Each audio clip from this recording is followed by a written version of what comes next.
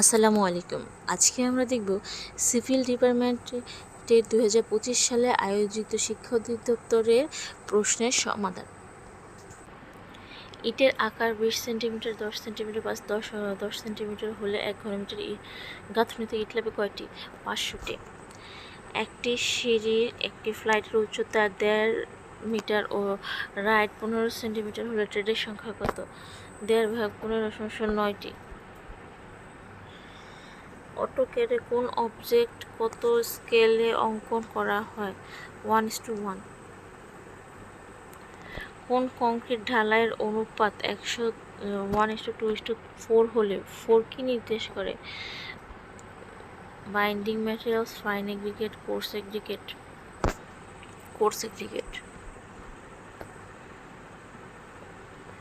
ছাদের তলদেশে প্লাস্টারের ক্ষেত্রে সিমেন্ট বালির কোন অনুপাতটি সর্বাধিক গ্রহণযোগ্য? 1:6। সূত্রানুসারে স্পাইরাল কলাম টাইট কলামের চেয়ে লোড বেশি বহন করতে পারে? 15% বেশি বহন করতে পারে। ইউএসডি পদ্ধতিতে ডিজাইন লোডের জন্য ডিজাইন লোডকে গুণ করা হয় কোন সংখ্যা দিয়ে? ইউএসডি 1.4। ডিএলকে ডেড লোডকে গুণ করা হয় 1.4 দিয়ে। ডব্লিউএসডি পদ্ধতিতে ডিজাইন লোডের জন্য ডেড লোডকে 1.4 দিয়ে গুণ দেওয়া হয়। একটি স্কুল বারান্দার প্রস্থ 1.8, স্ল্যাবটি ন্যূনতম প্রস্থ কত হবে? 15 সেন্টিমিটার। বারান্দার প্রস্থ 1.8 এবং প্রস্থ হবে 15 সেন্টিমিটার। সংখ্যানুপাতে টাইট কলাম ও স্পাইরাল কলামের রডের সর্বনিম্ন পার্থক্য কত? 2টি, কারণ কি টাইট কলামের সর্বনিম্ন রড 4টি, স্পাইরাল কলামের 6টি। ভীমে রডের ল্যাপিং কোন জোনে দেওয়া উচিত? ভীমে রডের ল্যাপিং কোন জোনে দেওয়া উচিত? কম্প্রেশন জোনে। ভীমে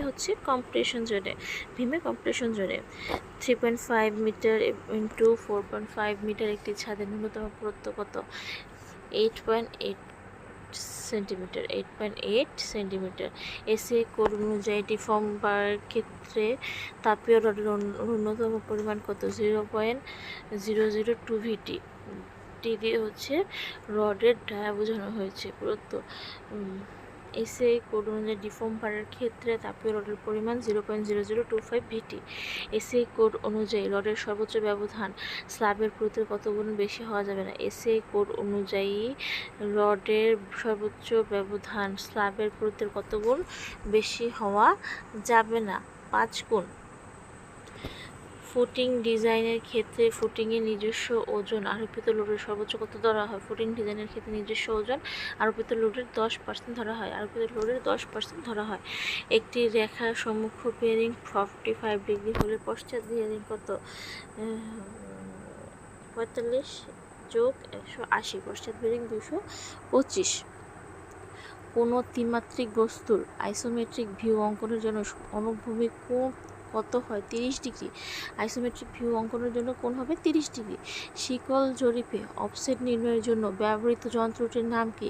অপটিক্যাল স্কয়ার। অফসেট নির্ণয়ের জন্য ব্যবহৃত যন্ত্রটির নাম অপটিক্যাল স্কয়ার।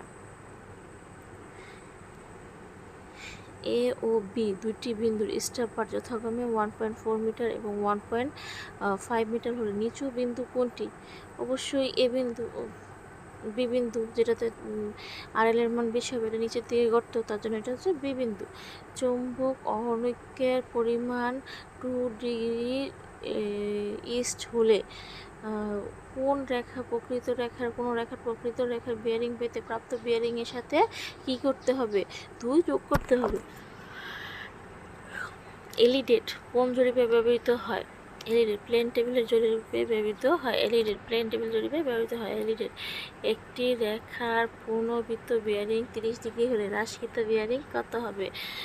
প্রণুক্ত বিয়ারিং 30 ডিগ্রি হলে হ্রাসকৃত বিয়ারিং হবে নর্থ ইস্ট।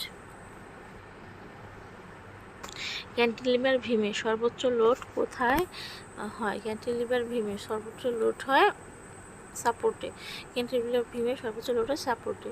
ওয়ান ওয়ে স্ল্যাবের আংশিক অবিচ্ছিন্ন প্রান্তে শেয়ার বল কত? ওয়ান ওয়ে স্ল্যাবে আংশিক অঙ্গনের স্ল্যাবে আংশিক অবিচ্ছিন্ন প্রান্তে শেয়ার বল হচ্ছে 0.6 W. Wait 0.6 W. L span ও ডব্লিউ কেজি লোড বহনকারী কোনো বিমের মোমেন্ট কোনটি হবে? ক্যান্টিলিভার। এল স্প্যান ও ডব্লিউ কেজি লোড বহনকারী কোনো বিমের মোমেন্ট কোনটি? ক্যান্টিলিভার। এক প্রান্ত আবদ্ধ অন্য প্রান্ত মুক্ত কলামের সমতুল্য দৈর্ঘ্য 6 মিটার হলে প্রকৃত দৈর্ঘ্য কত হবে? এক প্রান্ত আবদ্ধ ও অন্য প্রান্ত মুক্ত কলামের সমতুল্য। এক প্রান্ত আবদ্ধ অন্য প্রান্ত মুক্ত প্রান্তের সমতুল্য, অন্য প্রান্ত মুক্ত কলামের সমতুল্য দৈর্ঘ্য 6 মিটার হলে প্রকৃত দৈর্ঘ্য কত হবে? 3 মিটার।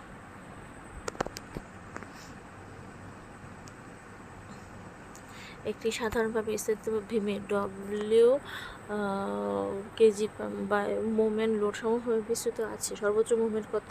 WL²/8। সাধারণ মোমেন্ট হচ্ছে WL²/8। একটি এল দৈর্ঘ্যে সাধারণভাবে স্থাপিত ভীমের মাঝখানে পি পয়েন্টে বা লোড থাকলে রিফ্লেকশনের মান কত হবে? PL3/448 EI PL3/48 porosity N এর মান কত? VB/V ভয়েড রেশিও বা টোটাল আয়তন। একটি মাটির অনুমোদনযোগ্য ভারবহন ক্ষমতা উক্ত মাটির ফ্যাক্টর অফ সেফটির এর সমান হলে চরম ভারবহন ক্ষমতা কত হবে? 9 টন মিটার স্কয়ার। সম্পূর্ণ শুকনো মাটির ডিগ্রি অফ স্যাচুরেশন কত? সম্পূর্ণ শুকনো মাটির এখানে ডিগ্রি অফ স্যাচুরেশন 0 হবে, আর সম্পূর্ণ ভেজা মাটির ডিগ্রি অফ স্যাচুরেশন 1 হবে। এখানে একটু ভুল আছে। এসপিটি এর পরিমাণ বেশি হলে সেই মাটির ভারবহন ক্ষমতা বেশি। এসপিটির পরিমাণ বেশি হলে ভারবহন ক্ষমতা বেশি। মাটি ওয়েল গ্রেডেড হবে যখন সিসি এর মান 1 থেকে 3 হবে। সিসি এর মান 1 থেকে 3 হবে। কাদার আকার কোনটি? কাদার আকার হচ্ছে 0.02 মিলিমিটারের নিচে। 0.002 মিলিমিটারের নিচে। তারল্য সীমা নির্ণয়ের জন্য আঘাতের সংখ্যা লাগে 25টি। তারল্য সীমা নির্ণয়ের জন্য আঘাতের সংখ্যা লাগে 25টি। শুষ্ক একক ওজন WD এর মান কত? শুষ্ক একক ওজন গামা ডি, এটা গামা ডি এর মান কত? Gamma 1+W, gamma by 1+W। শুষ্ক একক ওজন গামা 1+1+W। কোনো নমুনার ভিজা মাটির ওজন 20 কেজি ও শুকনো মাটির ওজন 15 কেজি হলে ওয়াটার কনস্ট্যান্ট কত হবে? 33.33%। একটি ত্রিভুজের 3টি বাহুর দৈর্ঘ্য 3 কিলোমিটার, 4 কিলোমিটার, 5 কিলোমিটার। ত্রিভুজটির ক্ষেত্রফল কত? 6 কিলোমিটার। ত্রিভুজের 3 বাহুর দৈর্ঘ্য এত। তো প্রথমে আমাকে অ্যাজ বের করতে হবে, পরে সূত্রে বসাতে হবে। একটি উড়োজাহাজের ওজন এত টন, যা রানওয়েকে 45 ডিগ্রি কোণে স্পর্শ করে। রানওয়েতে উল্লম্ব প্রতিক্রিয়া কত টন? 100 টন। রানওয়েতে প্রতিক্রিয়া টন 100 টন। 852 নম্বর আছে, পানির কলের মুখ হতে ওভারহেড পানির ট্যাঙ্কের উচ্চতা 10 মিটার হলে তীব্রতা কত হবে? তীব্রতা 10 ×